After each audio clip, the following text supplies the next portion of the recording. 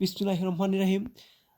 এই এই ভিডিওটি আল্লাহ নিরাপত্তা ফাউন্ডেশনের পক্ষ থেকে সন্তান ছেলে হবে না মেয়ে হবে, এই জন্য এই ভিডিওটি দেখুন স্পষ্ট করে। মানুষের শরীরে পুরুষ এবং নারী উভয় মিলে 22 জোড়া অটোসোম, 1 জোড়া সেক্স ক্রোমোসোম। পুরুষের ক্ষেত্রে সেক্স ক্রোমোসোম হচ্ছে XY, আর নারীর ক্ষেত্রে হচ্ছে সেক্স ক্রোমোসোম হচ্ছে XX। পুরুষের ওয়াই দিতে পারলে সন্তান হবে ছেলে, কিন্তু ওয়াই ক্রোমোসোমটা তাকে ছোট, আর নারীর পুরুষের এক্স ক্রোমোসোমটা থাকে বড়। আর বাকি যে ক্রোমোসোমগুলো আছে সেগুলো প্রায় সমান সমান, সেম। এখানে যে ক্রোমোসোমগুলো আছে 22 জোড়া দেখা যাচ্ছে, সবগুলা একটার সাথে একটা আরেকটা মিল আছে প্রায়, কিন্তু এক্ষেত্রে এক্স হচ্ছে দুটি সমান, এটা হচ্ছে ডিম্বাণু। আর পুরুষের হচ্ছে XY, পুরুষের ওয়াইটা হচ্ছে ছোটো।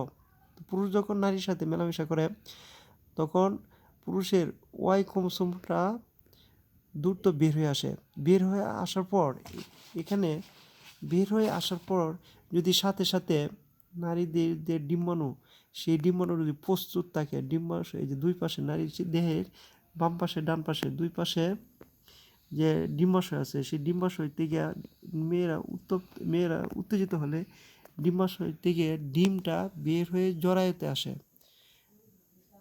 আর পুরুষের শুক্রাণু ওয়াই ক্রোমোসোমটা দ্রুত গিয়া মেয়েদের ডিম্বাশয় থেকে বের হয়ে জরায়ুতে আসলে, অর্থাৎ মেয়েদের যে ডিম্বাণু সেটা যদি আগে বের হয়, পুরুষের শুক্রাণুটা যদি পরে বের হয়, তাহলে পুরুষের শুক্রাণুটা দ্রুত গিয়ে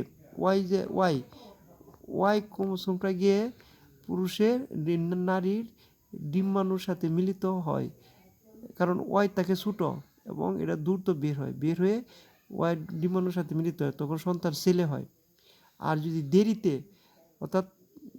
যদি মিলিত হয়, মানে মেয়েদের জরায়ুতে ডিম্বাণু বা এই পুরুষের শুক্রাণু 72 ঘন্টা পর্যন্ত জীবিত থাকতে পারে। এর মধ্যে এক্স ক্রোমোসোমটা 72 ঘন্টা পর্যন্ত জীবিত থাকে, কিন্তু ওয়াই ক্রোমোসোমটা সর্বোচ্চ 1 সেকেন্ড বা 2 সেকেন্ড বা 3 সেকেন্ড পর্যন্ত জীবিত থাকে, তারপর ওয়াই ক্রোমোসোমটা মারা যায়। তো মারা গেলে পরে ওয়াই পাওয়া যায় না, যার পরিপ্রেক্ষিতে সন্তান হয় মেয়ে।